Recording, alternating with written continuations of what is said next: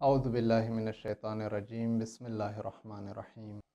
ایک اور چیز اسلامی طرز زندگی میں جو کھانے پینے کے حوالے سے ہیں جس کی طرف توجہ دینا ضروری ہے وہ یہ ہے کہ بعض چیزوں کو ہم اگر الگ الگ کھائیں تو اس کے انسان کے جسم کے لیے نقصانات ہیں، نہیں کھانی چاہیے وہ چیزیں۔ لہٰذا روایات میں بھی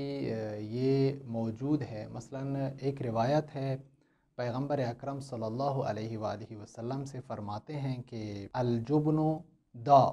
پنیر جو ہے جس کو انگلش میں چیز کہتے ہیں، بیماری ہے۔ والجوز داء، اور اس کے لیے جو اخروٹ جو ہے وہ بھی بیماری ہے اس میں، یعنی پنیر جو ہے اس میں بھی بیماری ہے، اخروٹ جو ہے اس میں بھی بیماری ہے، دونوں میں۔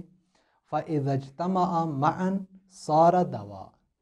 اگر یہ دونوں آپس میں اکٹھی ہو جائیں تو یہ دونوں چیزیں پیر انسان کے لیے علاج کی حیثیت پیدا کرتے ہیں، یعنی دونوں کو اگر اکٹھی کھائیں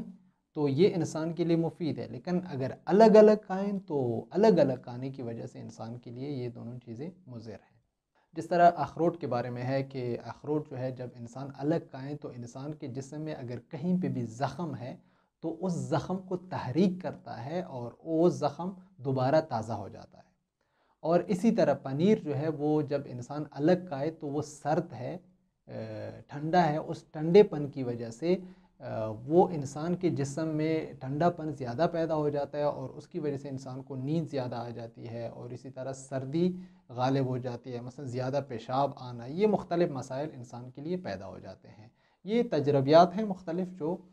موجود ہے، یہ روایت میں موجود نہیں ہے، لیکن روایت میں ہمیں ان دو چیزوں کے الگ الگ کھانے سے منع کیا ہے، فرمایا ہے کہ آپ ان دونوں چیزوں کو مل کر ملا کر کھائیں، الگ الگ نہ کھائیں، کیونکہ اگر دونوں کو ساتھ کھائیں گے، اخروٹ جو ہے وہ گرم ہے اور پنیر جو ہے وہ ٹھنڈا ہے، دونوں کو ساتھ کھائیں گے تو ان کا مزاج جو ہے وہ اعتدال پہ آئے گا، اور اس اعتدال کی وجہ سے اس کا جو اثر ہے، یہ جو فائدہ ہے وہ ہمارے جسم کے لیے زیادہ ہے، اور اگر الگ الگ کھائیں گے تو الگ کھانے کی وجہ سے نقصانات پیدا ہو سکتے ہیں۔ امیر المومنین علی بن ابی طالب علیہ السلام زیادہ اقل من اقل الحیتان فرماتے ہیں کہ آپ مچھلی جو ہے وہ کم کھائیں۔ وجہ کیا ہے؟ فَإِنَّهَا تُذِيبُ الْبَدَنِ، یہ انسان کے بدن کو ذوب کر دیتا ہے۔ ذوب کا معنی ہے پگھلنا،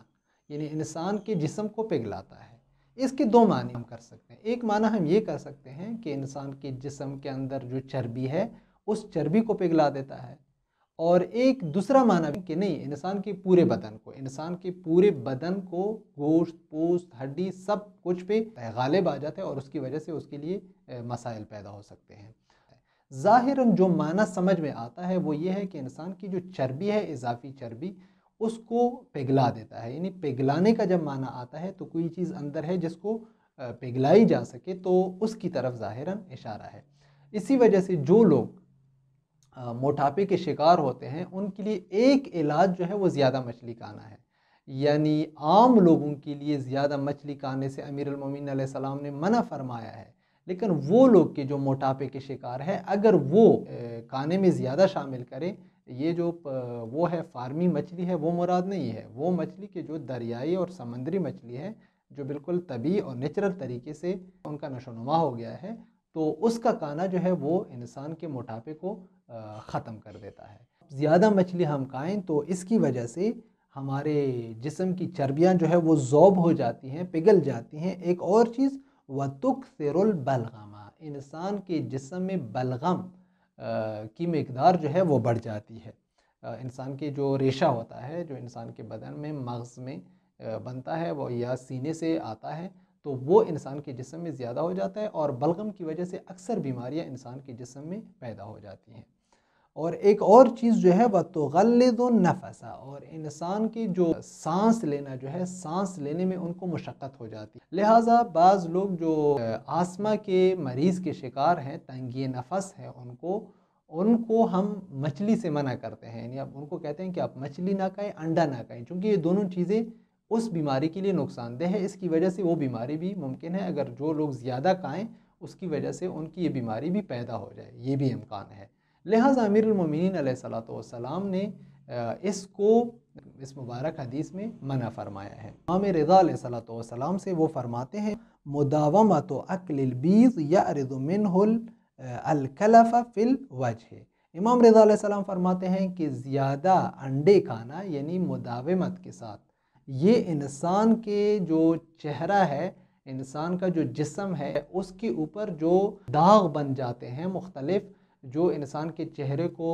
وجہ سے برا لگتا ہے، وہ محاسے جو پیدا ہو جاتے ہیں یا جو داغ بن جاتے ہیں، جو لوگ زیادہ انڈا کھاتے ہیں اس کی وجہ سے یہ مسائل ان کے لیے پیدا ہو جاتے ہیں۔ اور زیادہ انڈے کھانے کے ساتھ وہ بھی ہے قبض بھی انسان کی بڑھ جاتی ہے۔ اس قبض کی وجہ سے بھی ممکن ہے انسان کے چہرے پر یہ کالے داغ جو ہے وہ پیدا ہو جائیں، اور وہ انسان کے لیے معاشرے میں جب گھومتا پھرتا ہے یا اپنے گھر میں ہے، بالخصوص جو خواتین ہیں، خواتین کے لیے ایک چھوٹے سے چہرے پر چھوٹا سا داغ بھی جو ہے بہت برا لگتا ہے۔ تو یہ جو ہے جو لوگ زیادہ انڈا کھاتے ہیں، جس طرح آج کل کی زندگی میں ہماری زندگی کا یہ ایک قسم کا حصہ بن چکا ہے کہ جب ہم ناشتہ کرتے ہیں تو ناشتے میں انڈا ہی کھاتے ہیں، نہ ہمیشہ کے لیے انڈا نہ کھائیں، کبھی کبھی انڈا کھائیں، باقی مختلف چیزیں ہیں، شہد ہے، اس کے علاوہ جو ہے مختلف چیزیں ہیں جو آپ صبح کھانے میں کھا سکتے ہیں اپنے شہر کے آب و ہوا کے مطابق۔ جو آپ کے شہر کا آب و ہوا ہے، اگر آپ کے شہر کا آب و ہوا گرم و خشک ہے تو اس کے مطابق، سرد و تر ہے اس کے مطابق، گرم و تر ہے اس کے مطابق، سرد و خشک ہے اس کے مطابق، یعنی اس کے مطابق آپ دیکھیں کہ آپ جس جغرافیہ میں، جس علاقے میں، جس منطقے میں آپ رہ رہے ہیں، اس منطقے اور اس کے علاقے کے مزاج کے ساتھ آپ کے جو موجودہ مزاج ہے اس کے لیے کس کھانے کی ضرورت ہے،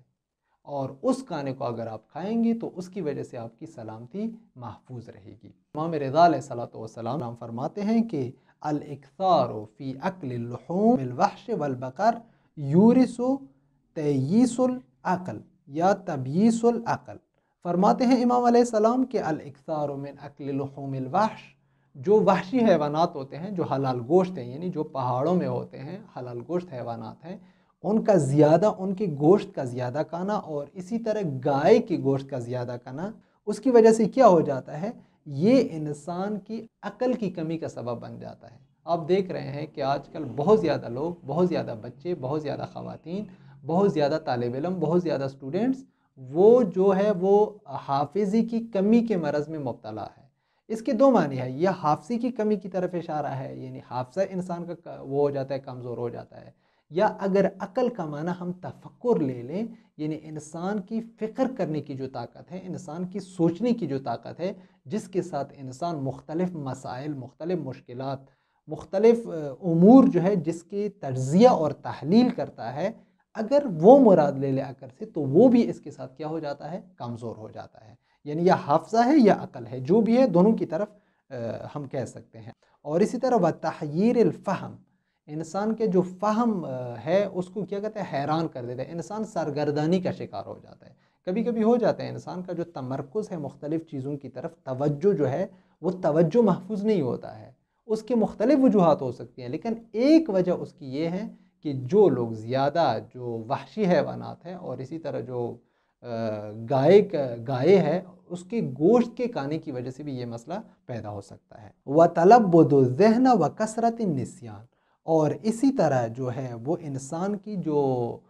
ذہنی بلادت اس میں پیدا ہو جاتی ہے، یعنی ذہنی کمزوری پیدا ہو جاتی ہے، کند ذہن ہو جاتا ہے انسان، اور اسی طرح اس کی نسیان کی جو بیماری ہے، بھولنے کی بیماری، وہ بڑھ جاتی ہے انسان کے لیے۔ لہٰذا ان چیزوں کا کھانا، یہ جو مختلف روایات میں جو چیزیں ذکر کی گئی، اگر اس کو زیادہ کھائیں یا مثلا بعض چیزیں جو ہے ان کو اکٹھا کھائیں تو اس کی وجہ سے انسان کے صحت پہ یہ اثرات پڑ سکتے ہیں، اور اس کی وجہ سے انسان کے لیے مختلف بھی ایسی بیماریاں کہ جس کا علاج کرنا بھی بعض مسائل میں بہت سخت ہوتا ہے۔ لہٰذا ضروری ہے کہ ہم ائمہ اہل بیت علیہم الصلوۃ والسلام، قرآن مجید نے جو ہمیں کھانے پینے کی جو اصول بتائے ہیں، کیا کھائیں، کب کھائیں، کیسے کھائیں، کتنا کھائیں، اس کے بارے میں توجہ دینے کی ضرورت ہے۔ والسلام علیکم ورحمۃ اللہ وبرکاتہ۔